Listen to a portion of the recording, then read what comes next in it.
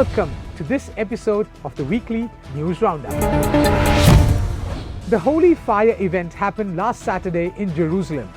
Now, what is Jerusalem's ancient Holy Fire event? The Holy Fire is a ceremony that occurs every year at the Church of the Holy Sepulchre in Jerusalem on Great Saturday, the day before Orthodox Easter. During the ceremony, a prayer is performed, after which a fire is lit inside the edicule where the tomb of Jesus is located. Orthodox tradition holds that the Holy Fire happens annually on the day preceding Orthodox Easter. In the past, blue light was said to emit within Jesus' tomb, rising from the marble slab covering the stone bed, believed to be that upon which Jesus' body is to have been placed for burial. The marble slab is now in the Church of the Holy Sepulchre in the Old City of Jerusalem. Previously, the light was believed to form a column of fire from which candles were lit. The fire is also said to spontaneously light other lamps and candles around the church. Pilgrims and clergy say that the Holy Fire does not burn them. Before the fire is lit, the Patriarch kneels inside the chapel in front of the stone, with crowds gathered outside. When the fire is lit, the Patriarch comes out of the church with 2 lit candles. Thousands of pilgrims as well as local Christians of all denominations gather in Jerusalem to partake and witness this annual event. The Holy Fire is taken to Greece by special flight, and similarly to other countries around the world such as Syria, Georgia, Bulgaria, Lebanon, Romania, Egypt, Cyprus, North Macedonia, Serbia, Montenegro, Belarus, Ukraine and Russia, and they're being received by church and state leaders. We bring you this report. One of the most chaotic gatherings in the Christian calendar is the ancient ceremony of the Holy Fire, with worshippers thronging the Church of the Holy Sepulchre on Saturday, the 4th of May. This was the day, according to the Orthodox Christians, a flame is lit spontaneously at the Church of the Holy Sepulchre on Holy Saturday, the Saturday before Easter, as calculated according to the Julian calendar. The Paschal ritual takes place annually in Jerusalem, where it is conducted by the Greek Orthodox Patriarch of Jerusalem with the participation of Armenian Patriarch of Jerusalem. On the afternoon of that Saturday, the Greek and Armenian hierarchs enter alone into the edicule, which encloses the tomb in which Jesus was said to have been buried.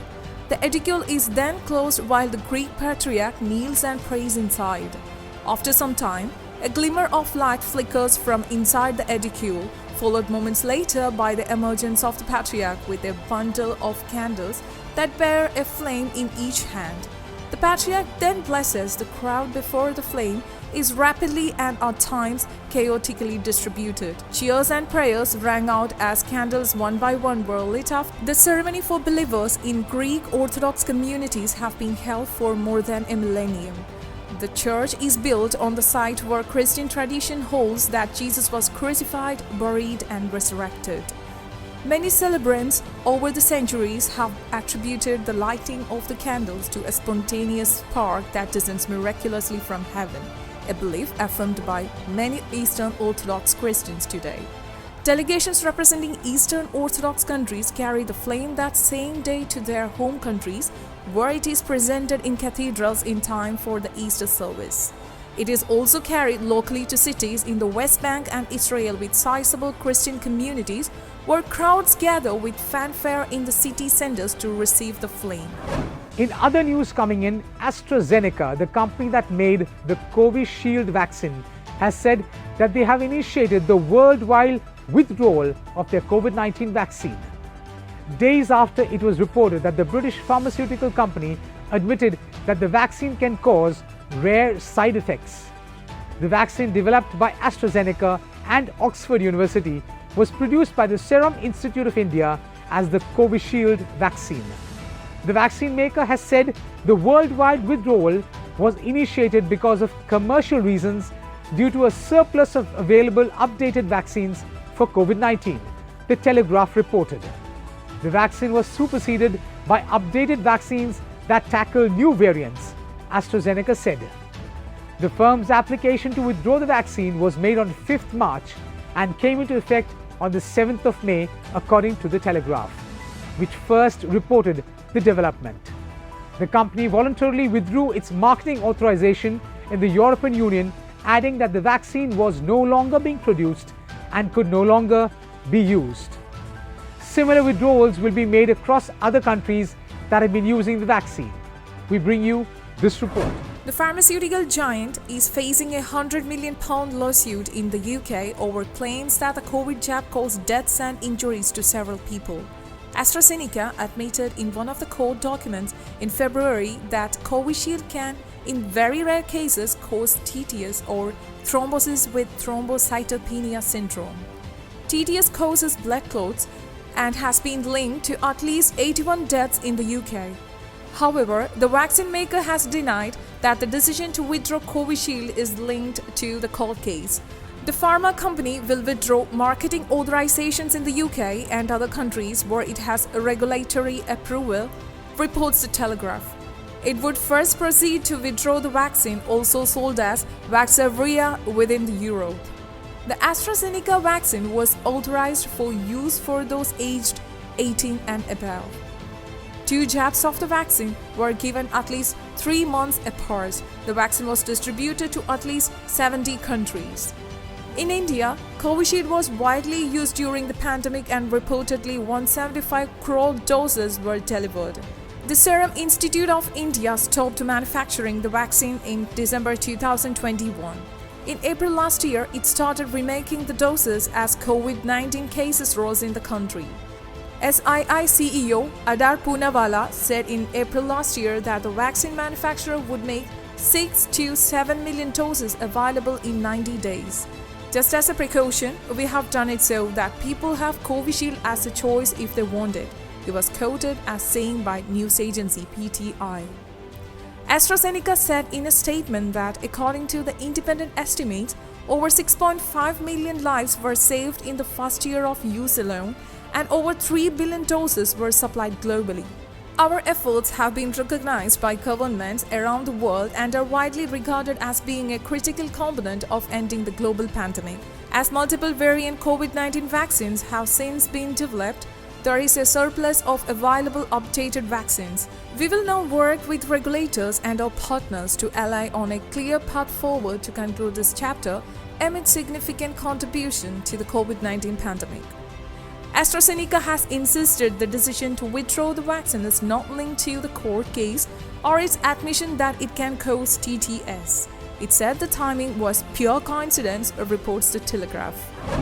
Hamas said on Monday it accepted an Egyptian-Qatari ceasefire proposal, but Israel said the deal did not meet its core demands and it was pushing ahead with an assault on the southern Gaza city of Rafah.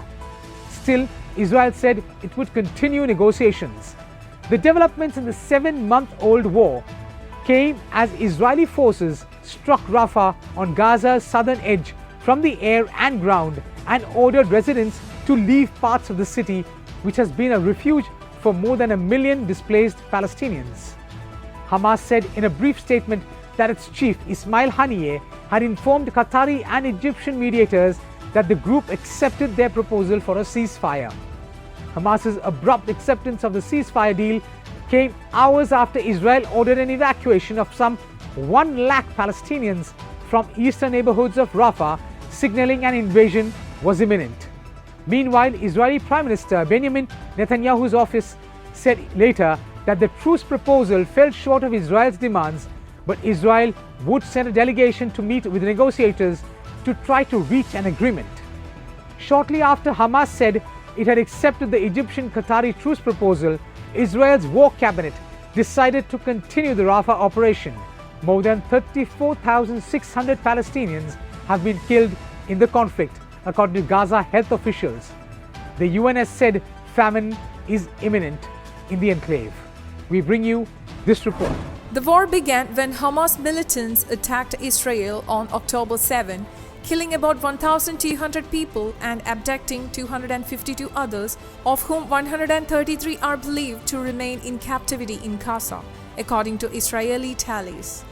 Any truce would be the first pause in fighting since a week-long ceasefire in November, during which Hamas freed around half of the hostages. Since then, all efforts to reach a new truce have foundered over Hamas' refusal to free more hostages without a promise of a permanent end to the conflict, and Israel's insistence that it would discuss only a temporary pause.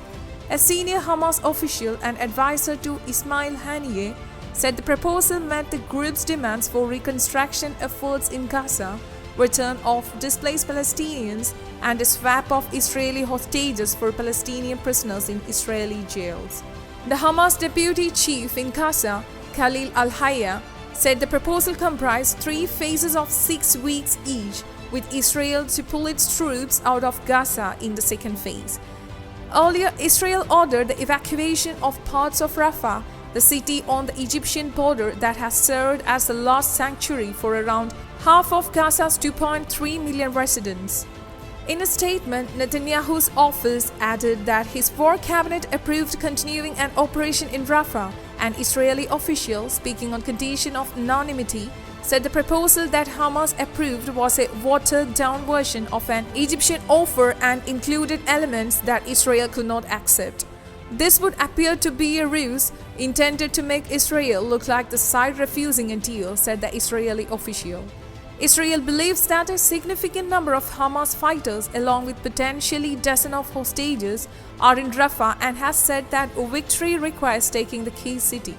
Israel's closest ally, the United States, has called on it not to assault Rafah, saying it must not to do so without a full plan in place to protect civilians there, which has yet to be presented.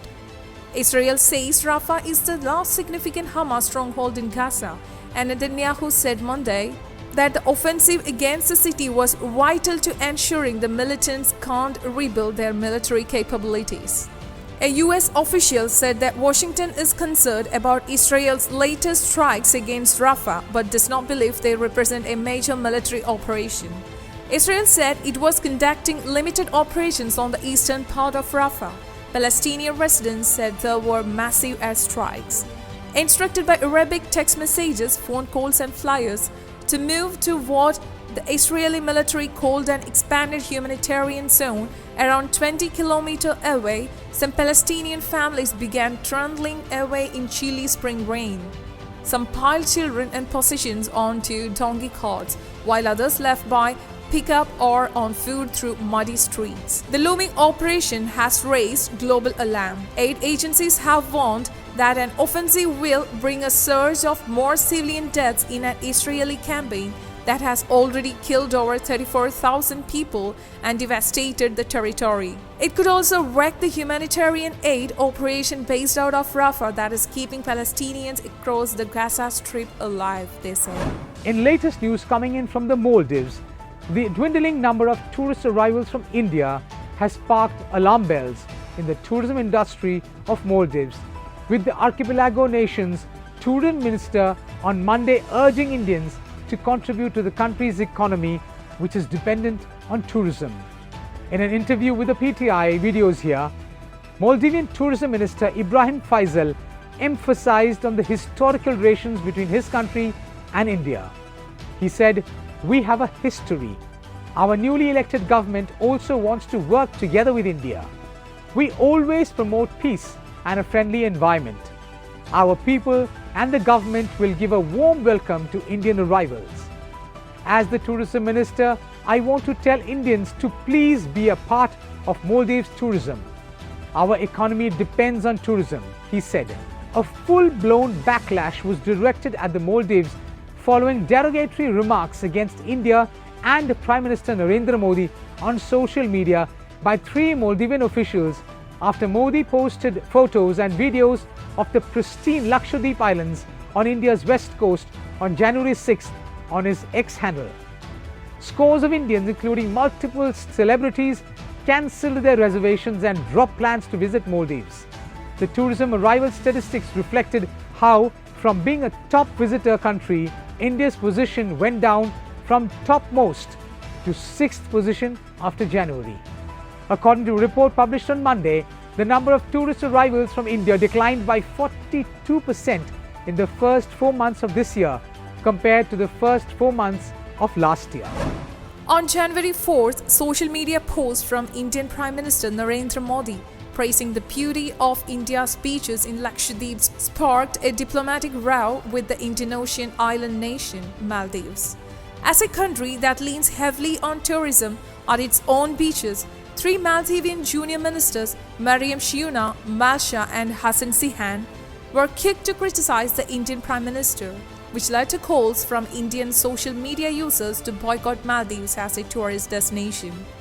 The 3 ministers were later suspended by the government. While on the surface the event may seem to be a minor social media rift, the exchange highlights tension between India and Maldives since the election of the new Maldivian President Mohamed Muizzu, who has called for Indian troops to leave Maldives and for a more independent foreign policy, which would include improving ties with China. This request comes a few months after the huge backlash from India after the Maldivian officials made derogatory remarks about India and Prime Minister Narendra Modi on social media. Many Indians, including celebrities, cancelled Maldives trips. Consequently, India's ranking in tourism arrivals plummeted from the top to 6th place. The report attributed the steep decline in Indian tourists to the strained relations between India and Maldives after the new administration led by President Mohamed Muizzu assumed office. The India-Maldives ties have come under stress as President Muizzu, widely seen as a pro-China leader, maintained after assuming charge as the president in November that he will keep his election promise of evicting Indian military personnel from his country. Soon after coming to power, Muizzu forced the withdrawal of the 88 Indian military personnel manning 3 aviation platforms gifted by India to the Maldives. He has previously accused India of meddling in the affairs of the Maldives and won the presidential elections in September last year with an India Out campaign. The comments by the junior ministers on social media led to the backlash we saw many Indian tourists cancelling their holiday tours to the Maldives. The tourism minister's appeal comes in the wake of the major decline in tourist arrivals from India to the Maldives. The 2024 Pitzer Prizes have been announced, and this year's winner for commentary is Vladimir Karamurza, who has written columns as a contributor for the Washington Post from his prison cell in Russia. 42-year-old Karamurza is a Russian politician, author and historian who has been imprisoned in Russia since April 2022. He was convicted of treason last year for denouncing the war in Ukraine. In April 2023, Karamurza received a 25-year prison sentence, the most severe sentence given to a Kremlin critic in modern Russia. He is currently being held in a prison colony in Omsk in central Russia.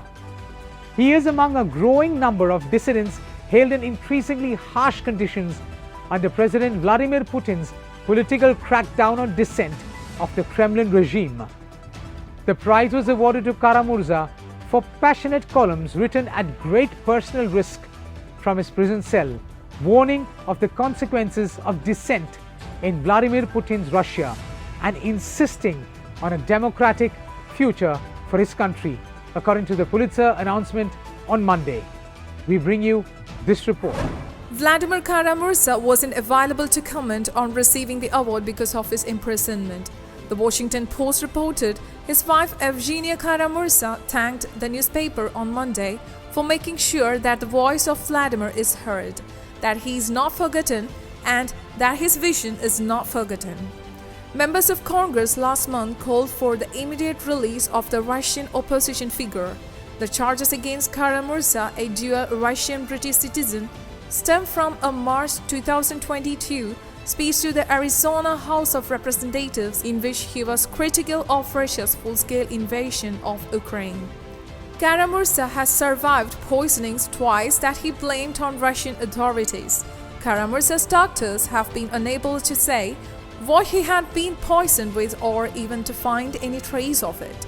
The diagnosis currently is simply acute intoxication by an unknown substance, his wife Evgenia Karamurza said.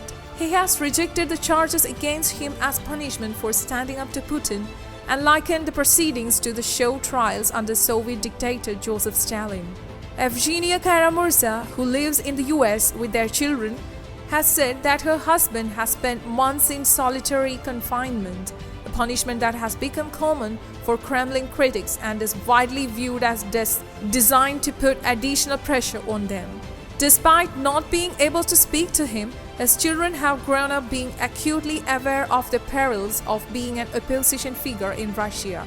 They witnessed their father slip into comas after poisonings in 2015 and 2017 that left him with a serious nerve disorder called polyneuropathy. Russian authorities denied any involvement. Karamurza had been held in a maximum security prison in Siberia, though his supporters said earlier this year that he was no longer there. Vadim Prokhorov, Karamurza's lawyer, said in a Facebook post that he thinks the best way to congratulate Karamurza would be active efforts to get him released and corresponding public demands aimed at the Putin regime. If Vladimir Putin ever goes on trial for his savage invasion of Ukraine, one brave Russian lawyer says it would be an honor to fight his country's dictator in court. His name is Vadim Prokhorov. Prokhorov has dedicated his legal career to helping Putin's opponents, including some who have been killed for their beliefs.